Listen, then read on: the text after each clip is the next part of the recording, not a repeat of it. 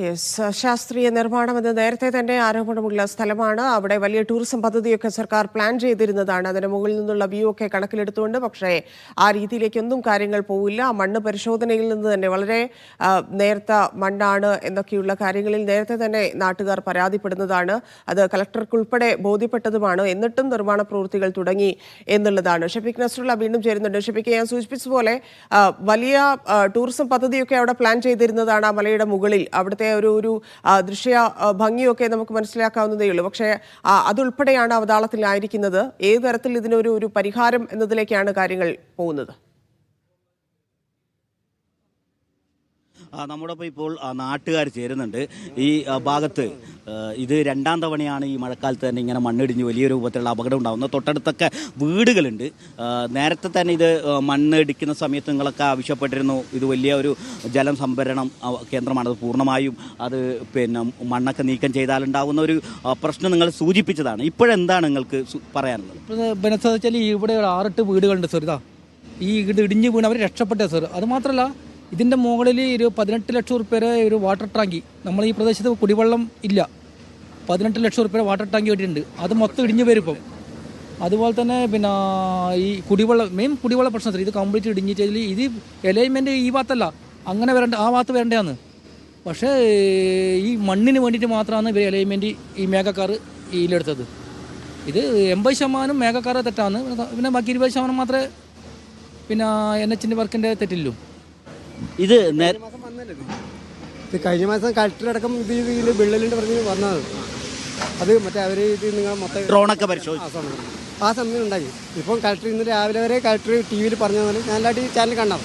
അപ്പോൾ കളക്ടർ പറഞ്ഞു road authority ഇതിന് തീരെ വില കൽപ്പിച്ചാന്ന് പറഞ്ഞു. അപ്പോൾ എന്താണ് നമ്മുടെ ഇത് അവസ്ഥ? ഇത് നിങ്ങൾ കാണില്ല. കാരണം ഇടിഞ്ഞു പൊളിഞ്ഞൊരു അവസ്ഥ. നിങ്ങൾ ഇത് നോക്കണതാ, ഇനി വരുന്ന വിള്ളൽ നിങ്ങൾ ഒന്ന് അപ്പുറം പോയി നോക്കിയാൽ കാണും. ഇപ്പം വിള്ളലായിട്ട് നിൽക്കുകയാണ്. നിങ്ങൾ ഈ തൊട്ട തൊട്ടപ്പുറം പോയി നോക്കിയാൽ കാണാം. ഇനിയും ഇത് ഇടിഞ്ഞു വീഴും. നിൽക്കുന്ന സമയത്ത് തന്നെ രാവിലെ നിങ്ങൾ വീഡിയോ എടുക്കുന്ന സമയത്ത് അത് ഇടിയുന്നുണ്ട്. പക്ഷെ റിപ്പോർട്ട് കൊടുക്കുന്നതുകൊണ്ട് മാത്രം നമ്മൾ പറയുന്നത്. ഈ സമയത്ത് ഇങ്ങനെ ഇടിയുന്നുണ്ട്, മുകൾ ഭാഗത്ത് ഇങ്ങനെ ഇടിഞ്ഞു വീഴുന്നുണ്ട്. കാണുന്നുണ്ട്. ഇപ്പം അവർ സാറ് അവിടെ മീഡിയ വണ്ണ് എടുക്കുന്ന സമയത്ത് തന്നെ ഇത് ബൈറ്റ് എടുക്കുന്ന സമയത്ത് തന്നെ ഇടിയുന്നുണ്ട് സാർ. ഇപ്പം ഇതിൻ്റെ ഒരു ശാശ്വതമായ പരിഹാരം, നിങ്ങളിവിടെ ജനിച്ചു വളർന്നവരാണ്, ഈ മലയുടെ ഒരു പ്രത്യേകത നിങ്ങൾക്കറിയാം, നിങ്ങളെ ഒരു ശാശ്വതമായ പരിഹാരം എന്താ കാണുന്നത്? ഇപ്പം ഇന്ന് വൈകിട്ട് മൊത്തത്തിൽ കളക്ടറും അതുപോലെ തന്നെ തഹസിൽദാർ സാറും എല്ലാം വെച്ചൊരു മീറ്റിംഗ് വിളിച്ചിട്ടുണ്ട്. അതിന് സർവകക്ഷി യോഗം വിളിച്ചിട്ടുണ്ട്. അതിനുശേഷം തീരുമാനം എടുക്കാമെന്നാണ് ഇപ്പം നാട്ടുകാർ പറയുന്നത്. അതിനുശേഷം തീരുമാനം എടുക്കാമെന്ന് നാട്ടുകാർ പറഞ്ഞത്. ഒരു ഫൈനൽ തീരുമാനം 5 മണിക്ക് ശേഷം നമുക്ക് പറയാൻ പറ്റും. അപ്പോൾ നമ്മളിത് സാധാരണ നടന്നു പോകുന്ന വഴികളും കുട്ടികളൊക്കെ നടന്നു പോകുന്ന വഴികൾ ആ സമയത്ത് ആരും ഇല്ലാതിരുന്ന ഒരു ഭാഗ്യമാണ്. ഒരു ടീച്ചർ ഉണ്ടായിന്, ഒരു ടീച്ചർ കാറും കൊണ്ട് പോകുന്നുണ്ടായിന്. അവർ അത്ഭുതമായി രക്ഷപ്പെട്ടാണ്. അത് മാത്രമല്ല, ഈ സാധാരണ രാവിലെ അവർ 7 പണിക്കാരുണ്ടായി, 7-8 ജോലിക്കാരുണ്ടായിട്ടുണ്ട്. പക്ഷെ അത് മഴ കാരണം അവർ വന്നില്ല. അവർ മറ്റേ പുറത്തുനിന്ന് വന്നവരാണ്. ഈ കമ്പി കെട്ടാനും പിടിക്കാറുണ്ടായിരുന്നു. അവർ വന്നില്ല. പക്ഷേ ഒരു വലിയ ദുരന്തം ഒഴിവായി, അത്ര തന്നെ. എന്തോ ഭാഗ്യം കൊണ്ട് ഒഴിവായി.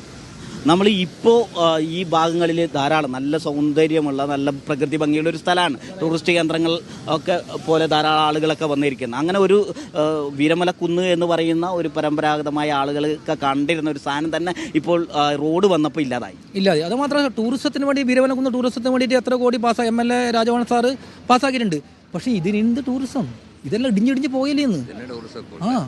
അതാണ് ഇപ്പം എന്ത് നമ്മൾ പറയേണ്ടത് വെച്ചാൽ ഇങ്ങനെ നിൽക്കുകയായിരുന്നു. ഇതിപ്പോൾ ഇതാണ് മഴ നിൽക്കാതെ മഴയാണ് സാർ. ഇത് എന്താണ് വൈകിട്ട് വരെ സംഭവിക്കുന്നത് കണ്ടറിയേണ്ടി വരും. ഇപ്പോൾ തൽക്കാലം കളക്ടർ സാറ് പറഞ്ഞിട്ട് ലോങ് വണ്ടിയിൽ വിടാൻ തുടങ്ങിയിട്ടുണ്ട്. ഇനിയിപ്പം വൈകിട്ടാകുമ്പോൾ എന്താണെന്ന് ഏതായാലും സർവകക്ഷി യോഗം വിളിക്കുന്നുണ്ട്. അതിനുശേഷം ഒരു തീരുമാനം എടുക്കും.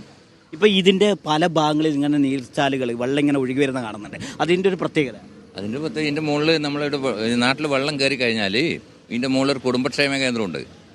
ഒരു 10, 300, 500 ആൾക്ക് താമസിക്കണ്ടേ.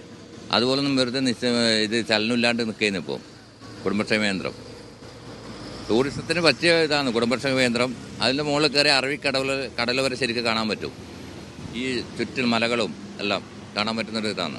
നിങ്ങളുടെ ഒരു ശ്മശാനം കൂടി അവിടെ ഇവിടെ ശ്മശാനമുണ്ട്. മരിച്ച ഒരു 400-500 വീട്ടിൻ്റെ ശ്മശാനമാണ് ഇവിടെ കിടക്കുന്നത്. അത് 7 നിമിഷം നിലം പൊത്താൻ വേണ്ടി കഴിയുന്നത് ശ്മശാനം. ഇവിടെ സൂചിപ്പിച്ചതുപോലെ ഈ കുന്നിന് മുകളിൽ തന്നെ ഒരു വാട്ടർ ടാങ്ക് ഉണ്ട്. ഈ നാട്ടിലുള്ള ആളുകൾക്ക് കുടിവെള്ളം എത്തിക്കുന്നതിന് വേണ്ടി സ്ഥാപിച്ച വാട്ടർ ടാങ്കാണ്. ആ വാട്ടർ ടാങ്കിൻ്റെ സുരക്ഷ ഭീഷണിയിലാണ്. അതോടൊപ്പം തന്നെ ഇത് താഴ്ന്ന പ്രദേശമാണ്. ആ താഴ്ന്ന പ്രദേശത്ത് വെള്ളം കയറുമ്പോൾ അവരെ പുനരധിവസിപ്പിക്കാൻ വേണ്ടിയുള്ള ഒരു പുനരധിവാസ കേന്ദ്രം കൂടി കുന്നിന് മുകളിൽ ഉണ്ട്. ആ പുനരധിവാസ കേന്ദ്രം ഇപ്പോൾ പ്രയോജനപ്പെടുത്താൻ കഴിയാത്തൊരു സാഹചര്യമാണ് എന്ന് നാട്ടുകാർ പറയുന്നുണ്ട്. ഇതിൻ്റെ കുന്നിന് മുകളിൽ ഇടിഞ്ഞ സ്ഥലത്ത് തന്നെയാണ് ഈ നാട്ടിലെ ഒരു പ്രധാനപ്പെട്ട ശ്മശാനം നിലനിൽക്കുന്നത്. ഈ ശ്മശാനത്തിന്റെ അടിഭാഗം വരെ മണ്ണിങ്ങനെ ഇടിഞ്ഞു കഴിഞ്ഞു. ഇനിയൊരു അപകടം സംഭവിക്കുകയാണെങ്കിൽ ആ ശ്മശാനം ഉൾപ്പെടെ ശ്മശാനം, കുടുംബക്ഷേമ കേന്ദ്രം, ഒപ്പം തന്നെ ഈ പറഞ്ഞ വാട്ടർ ടാങ്ക്, ഇതെല്ലാം ഉൾപ്പെടുന്ന വലിയ സംവിധാനം, വലിയ മല പോലെയുള്ള സ്ഥലമാണ് ഇടിഞ്ഞ് വീണുകൊണ്ടിരിക്കുന്നത്. അശാസ്ത്രീയത ആരോപിച്ചിട്ടും ഇല്ലെങ്കിൽ പരാതിപ്പെട്ടിട്ട് പോലും അത് ശ്രദ്ധിക്കാതെ ആ കൺസ്ട്രക്ഷൻ കമ്പനിയും ദേശീയപാത അതോറിറ്റിയും കാണിച്ച കാര്യമാണ് ഇപ്പോൾ നാട്ടുകാർക്കും വെല്ലുവിളിയായിരിക്കുന്നത്. ഷഫീഖ് നസ്രുള്ളയാണ് വിശദാംശങ്ങൾ നൽകിയത്.